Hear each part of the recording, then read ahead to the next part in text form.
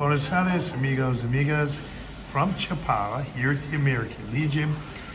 I met this gentleman named Ross, and he's a professional writer. And he's a tourist, a kibitzer, he's a travel tipper. I'm reading from his business card some things. Road trip enthusiast, canoe trip guide. Wow, I can keep going on. Former marathon runner. He's got 2 hole-in-ones playing golf. He was a left winger in hockey, not professional, but he's done a lot of many things. He was a Munich Olympic busboy. I can just go on, and he's quite a man. And sorry for this lengthy introduction, but here is Ross from Canada. He's going to talk about whatever he chooses to talk about. So go ahead, Ross. Well, I'm down here in Mexico for 19 days now in Chapala for dental tourism. I'm down here seeing a dentist who I met 15 years ago in Canada, and it's going to cost me less than half what it would have cost in Canada to get the crowns and all the good work done. So I'm here for 19 days to get work done and to save money. Okay, now you want to talk a little bit about your experiences here, a little bit more? About Chapala? Yeah, anywhere in Mexico you've been, maybe. Yeah, so I arrived here 3 days ago, and can you believe it? The dentist herself met me at the airport in Guadalajara, brought me here, got me in my Airbnb. The next day, they worked on me for 6.5 hours, and they were long hours. I was worried because right next to the dentist office was the Hertz car rental place, and I hoped the dental work didn't hurt, and it didn't. But anyway, the next day, they gave me a day to rest, and then they brought me in again for 4.5 hours for the dental work. This is a lot of work for a very highly professional Mexican dentist. They're all highly trained, they've got great equipment from around the world, and I'm so happy to be here for dental tourism. Wow, that's great. Now, you are also, you were mentioning you're a tour guide as well, is that correct? Yes, I live in Niagara-on-the-Lake, Ontario, which is 10 miles only from Niagara Falls, which is one of the wonders of the world. And every day for the last 12 months at 10 o'clock in the morning, I meet people right near the clock tower in Niagara-on-the-Lake, Ontario, and I take them on an hour and a half long tour. And it's not heavy history. I call it historical and hysterical. I have some facts, but also I give them a couple good local jokes too. And at the end of the tour, they give me a nice tip. It's helping to pay for my student loans. Okay. I'm quite impressed with you, with all the things you've done and that you do. Now, your hockey, you want to talk a little bit about your hockey?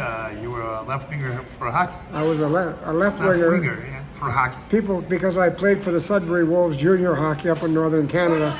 Then I went to Cornell University and played hockey at Cornell University. Oh. But I knew going there that I would never play because they were number 1 in the nation at the time. My sophomore year, there were 29 wins and no losses. People say, how were you as a hockey player? I say I was unremarkable. I was okay. I was unremarkable. But nobody had more fun than I did playing hockey. Wow, well that's quite humble.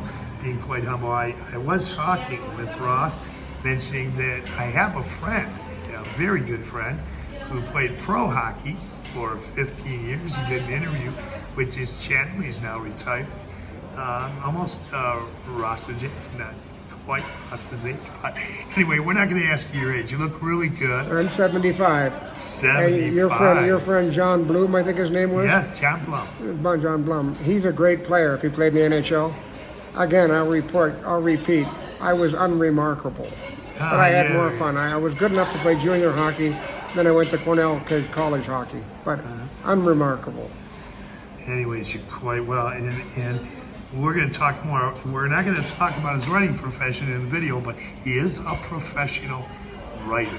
And if you come down here and you're here while he's still here, you can stop him. He's very approachable, very friendly, and he'll give you more history of his writing, his professional writing. Very interesting. Yeah, what I do, where I live, it's a town of 15,000 people, a very historic town, and I look for things that are absurd in my little town. In every town, whether it be Lac Chapala or Dearborn, Michigan, or Niagara-on-the-Lake, there's things that are absurd.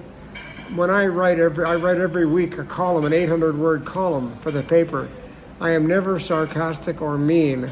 What I look for is something that's absurd, and then I poke fun at it with a message, okay? I try to make my points with a bit of humor. It'd be easy to be sarcastic and mean, but I'm never sarcastic or mean because that just makes people feel badly. So what I do, I poke fun with a message in my writing. All right, very nice, very nice, very kind, considerate, and thoughtful of what you say about others. And I want to appreciate you doing this YouTube interview. Yeah, just a second, Chris. One quick thing. You just used the very beautiful word, thoughtful. The word that I'm really on to the last year or two, and in fact I have a big button that I wear. It says, be kind. Be thoughtful and be kind. We should all be kinder, okay, to each other. If the world was kinder, it'd be a better place to live, wouldn't it? It certainly would, and I agree totally. So let's be thoughtful. Fully, rather. Thank you very much for this interview, Ross. You've been a great help to this channel, and very insightful and professional man here. Very glad to meet you. It was a privilege and a pleasure. So, any final thoughts?